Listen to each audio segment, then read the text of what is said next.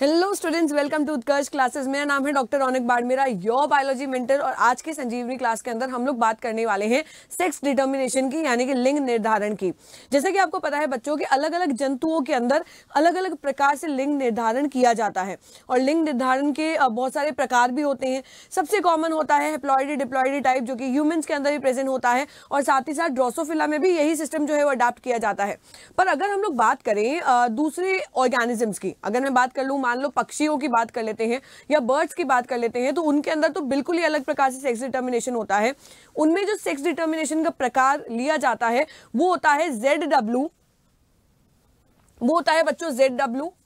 अगर हम लोग बात करें बर्ड्स की या पक्षियों की, तो उसके अंदर जो सिस्टम अडॉप्ट किया गया है, जो मेथड अडॉप्ट किया गया है, वो होता है ZW और ZZ टाइप का। तो इनके अंदर ध्यान देना बच्चों, अगर हम लोग जब कभी भी बर्ड्स का उदाहरण लेते हैं तो यहाँ पर ZW जो होता है, इस टाइप का जीनोटाइप फीमेल्स के अंदर पाया जाता है। इसका मतलब ये हुआ कि बर्ड्स के अंदर जो फीमेल्स होती हैं वो सेक्स डिटरमाइन करती हैं, और जो ZZ होते हैं यानी कि जो होमोगैमेटिक होते हैं वो कौन होते हैं बच्चों? मेल होते हैं। मतलब पक्षियों के अंदर मेल्स जो होते हैं, नर जो होते हैं, वो कोई भी प्रकार से सेक्स डिटर्मिनेशन के अंदर भाग नहीं लेते हैं, क्योंकि इनके अंदर एक जैसे गैमीट्स बनते हैं और इनके द्वारा बच्चों जो गैमीट्स बनेंगे वो हेटेरोटाइप के होते हैं, यानी कि विषम प्रकार के होते हैं। तो बर्ड्स के अंदर सेक्स डिटर्मिनेशन फीमेल्स करती हैं। वही अभी अगर हम लोग डिटेल के अंदर अभी हम लोग पढ़ने वाले हैं ह्यूमंस के अंदर। और जब हम लोग बात करते हैं ड्रोसोफिला की, तो ध्यान देना बच्चों, ह्यूमंस और ड्रोसोफिला के अंदर XX XY टाइप से सेक्स डिटर्मिनेशन होता है, जिसे हैप्लॉइड डिप्लॉइड टाइप भी कहा जाता है, जिसे हैप्लॉइड डिप्लॉइड टाइप भी, या सबसे बेटर जो टर्म यूज होता है वो होता है XX XY टाइप। आपके एनसीईआरटी के अंदर यही गिवन है बच्चों। अगर हम लोग बात करें ड्रोसोफिला की, तो ड्रोसोफिला के अंदर अगर हम लोग बात करें ग्रास ऑपर की, अगर हम लोग बात करते हैं ग्रास ऑपर की, वो हरे रंग का टिड्डा तो आप सबने देखा ही होगा, है ना बच्चों। तो उसके अंदर जो सेक्स डिटर्मिनेशन होता है वो X0 XX टाइप से होता है। यहाँ पर बच्चों जो X0 होता है वो होता है मेल, और यहाँ पर XX जो होता है, इस प्रकार का जीनोटाइप जो है वो फीमेल्स के अंदर पाया जाता है। चलो बात करते हैं हम लोग दो प्रकार के सेक्स डिटर्मिनेशन की, एक तो ह्यूमंस के अंदर और दूसरा हम लोग बात करने वाले हैं ग्रास हॉपर के अंदर। दूसरा हम लोग बात करने वाले हैं बच्चों हनी बी के बारे में। तो यहाँ पर सबसे पहले देखना, जब हम लोग बात करते हैं बच्चों ह्यूमंस के अंदर, यानी कि मनुष्य के अंदर अगर हम लोग बात करते हैं, तो हमें पता है कि हमारे अंदर 23 पेयर्स ऑफ क्रोमोसोम पाए जाते हैं, यानी कि 23 जोड़ी गुणसूत्र के उपस्थित होते हैं।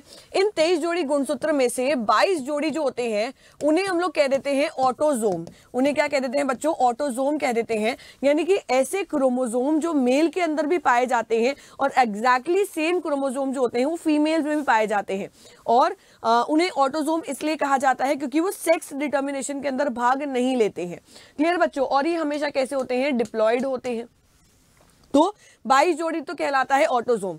इनमें बच्चों एक जोड़ी जो होता है इसे हम लोग एलोजोम कहते हैं, एलोजोम कहते हैं। और एलोजोम जो होता है बच्चों, यही सेक्स डिटर्मिनेशन के अंदर भाग लेता है। अब यहाँ पर देखना, बात करें अगर हम लोग एलोजोम की, तो जो फादर होता है उसके अंदर एलोजोम यानी कि सेक्स गैमेट जो होते हैं वो पाए जाते हैं X और Y।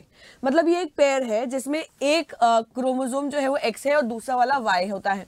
और वहीं अगर हम लोग मदर की बात करें, तो मदर के अंदर सेम पेयर ऑफ क्रोमोसोम जो होते हैं वो प्रेजेंट होते हैं, दैट इज XX। अब यहाँ पर ध्यान देना बच्चों, क्योंकि इनके बीच में क्रॉसिंग ओवर होती है, जब कभी भी जाइगोट बनता है तो उस समय पर दोनों ही सेक्स क्रोमोसोम्स के बीच में क्रॉसिंग ओवर होती है।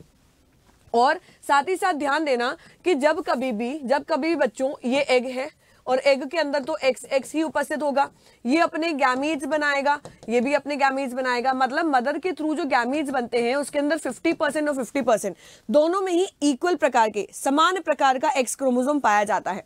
पर वहीं अगर हम लोग बात करें स्पर्म्स की, तो 50% स्पर्म्स के अंदर X क्रोमोसोम होता है और 50% स्पर्म्स के अंदर Y क्रोमोसोम होता है। मतलब इनमें से 50% जो है वो इसके साथ में जाएंगे और इनमें से 50% जो है वो इसके साथ में जाएंगे। कहने का मतलब ये है कि अगर हम लोग प्रोबेबिलिटी की बात करें तो इक्वल प्रोबेबिलिटी होती है XX और XY के कॉम्बिनेशन बनने की।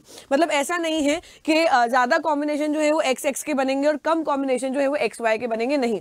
जब कभी भी सेक्स डिटर्मिनेशन होगा ह्यूमंस के अंदर तो इक्वल प्रोबेबिलिटी होती है XX और XY गैमीट्स के क्रॉस होने की।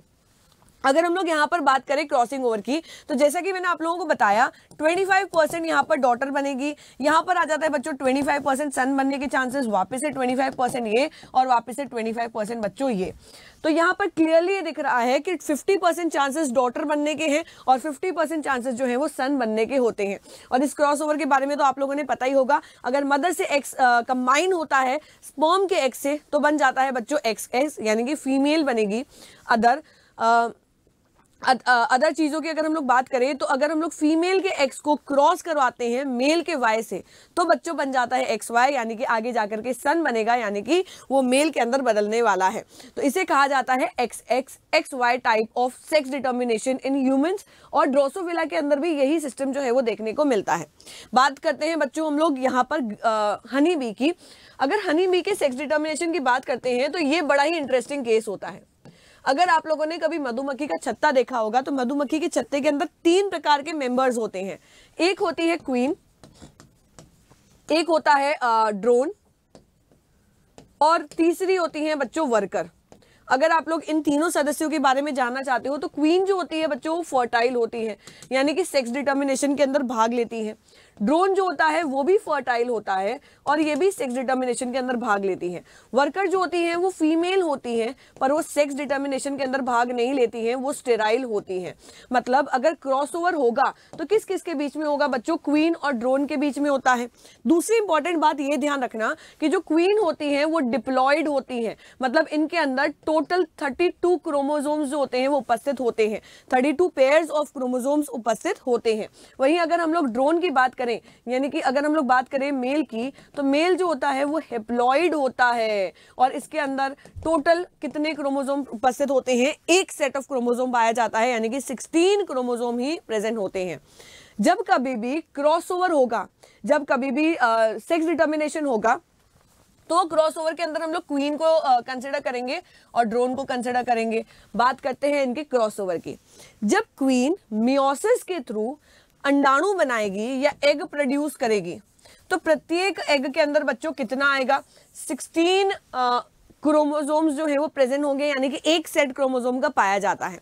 तो इसका मतलब तो ये है कि क्वीन मियोसिस के द्वारा हेप्लॉइड एग प्रोड्यूस करता है। और वहीं अगर हम लोग बात करें मेल में, यानी कि ड्रोन की अगर हम लोग बात करें तो बेटा ध्यान रखना, बहुत ही इंपॉर्टेंट पॉइंट है कि ड्रोन मियोसिस के द्वारा अर्धसूत्री विभाजन के द्वारा अंडाणु का निर्माण करती है। वहीं अगर हम लोग मेल की बात करें, यानी कि ड्रोन की बात करें, तो ड्रोन के अंदर मियोसिस नहीं होता है, उसमें माइटोसिस होता है, यानी कि समसूत्री विभाजन होता है। तो ड्रोन समसूत्री विभाजन के द्वारा यानी कि माइटोसिस के द्वारा हेप्लॉइड बच्चों क्या प्रोड्यूस करेगा? स्पर्म प्रोड्यूस करता है। और जब इन दोनों के बीच में फर्टिलाइजेशन होता है तो इससे हमेशा ही क्या बनेगी? ध्यान देना बच्चों, इससे हमेशा डिप्लॉइड बच्चा फीमेल बनती है, यानी कि फीमेल का फॉर्मेशन होता है।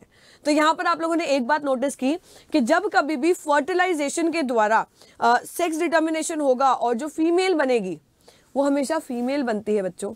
तो यानी कि फर्टिलाइजेशन से हमेशा फीमेल ही बनती है, मेल नहीं बनता है। तो मेल कहां से आया? क्या अचानक से प्रकट हुआ? नहीं। यहां पर ध्यान देना बच्चों, हनी बी के अंदर एक इंपॉर्टेंट कॉन्सेप्ट जो है वो पाया जाता है और कॉन्सेप्ट होता है बच्चों पार्थिनोजेनेसिस का। कॉन्सेप्ट किसका होता है? पार्थिनोजेनेसिस का होता है, यानी कि अनिषेक जनन भी जिसे आप लोग बोल सकते हो, अनिषेक जनन, यानी कि ऐसा जनन जिसके अंदर निषेचन होता ही नहीं है। डायरेक्ट एग जो होता है बच्चों किसके अंदर डेवलप हो जाता है? मेल के अंदर डेवलप हो जाता है। तो आई थिंक सो अब ये कॉन्सेप्ट जो है वो आप लोगों के लिए क्लियर हो गया होगा कि हनी बी के अंदर फर्टिलाइजेशन से क्या बनेगी बच्चों? फीमेल बनेगी। अनिषेक जनन से यानी कि पार्थिनोजेनेसिस के द्वारा एग जो है वो डायरेक्टली क्या बना लेगा? ड्रोन बना लेता है या मेल बना लेता है।